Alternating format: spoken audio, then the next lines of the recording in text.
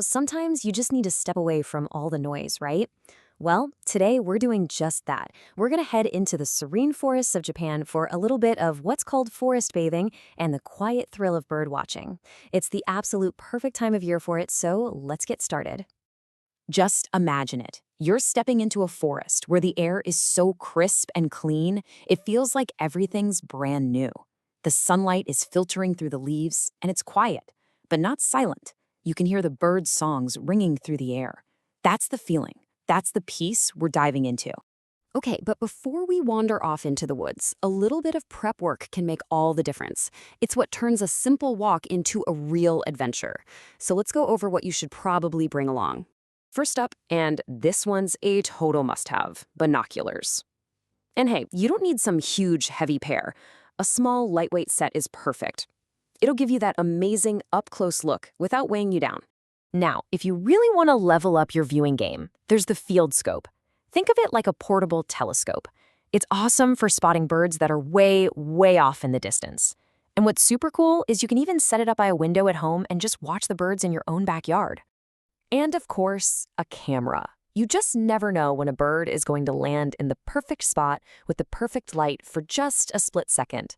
Having a camera ready means you might just be able to capture that little moment of magic forever. And last but not least, a field guide. Honestly, this is where so much of the fun is. Seeing a bird is amazing, but being able to flip through a book and figure out its name, what it eats, what its song means, that's what really makes you feel connected. It turns you into a real discoverer. All right, so what should you wear? It's simple, really. Comfort is king, so some good outdoor clothes and a pair of sturdy trekking shoes are your best friends. Oh, and here's a pro tip. Wear earthy colors, browns, greens, grays. Bright colors can actually scare the birds away, so blending in is the name of the game. Okay, we're all geared up. Let's head into the forest. It's early morning, just as the sun is coming up. So why so early? Well, this is basically rush hour for birds. They're all waking up, they're hungry, and they're super active trying to find breakfast. It's the absolute best time to see them. Shh, listen. Did you hear that? Up in the trees.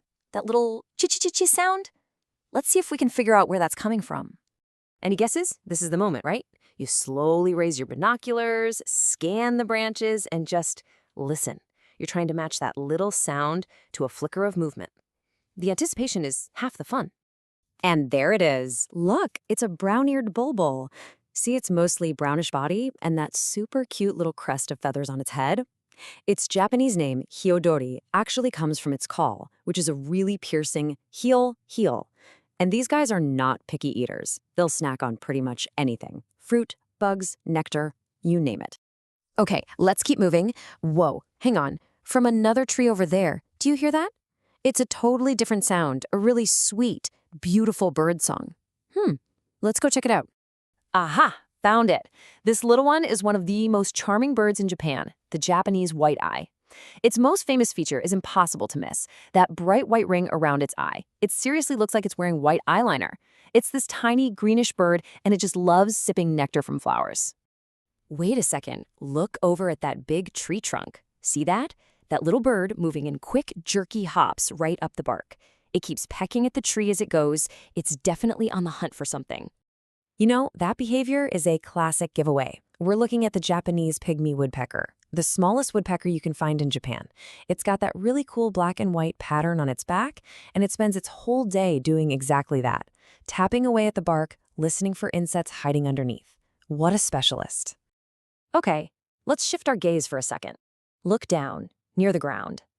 See that little bird hopping around in the leaves by our feet? It's even smaller than a sparrow. Who could that be? That's a black-faced bunting.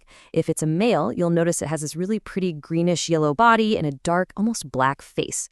They love to hang out on the forest floor, searching for seeds and little bugs, and their simple chi-chi-chi song is said to be one of the first gentle signs that spring is on its way. So as we've been walking and spotting all these amazing little birds, have you noticed something else?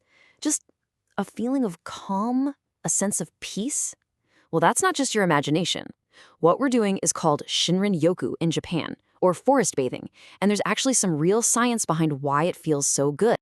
It all comes down to these things called phytosides. That's a big word, but the idea is simple.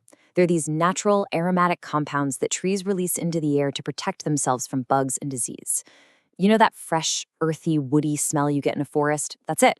You're literally breathing in phytoncides. So what happens when we breathe this stuff in? Well, studies have shown it can actually lower our stress hormones, things like cortisol. But that's not all. It can also boost the activity of our natural killer cells, which are a really important part of our immune system. So yeah, just taking a walk in the woods is quite literally good for your body and your mind. Wow, what an amazing morning. We got our gear, we stepped into the woods, and we were rewarded by meeting some of its most beautiful little inhabitants. It's pretty incredible what you can find when you just slow down, look, and listen. So today, we met the brown-eared bulbul, the Japanese white-eye, the pygmy woodpecker, and the black-faced bunting.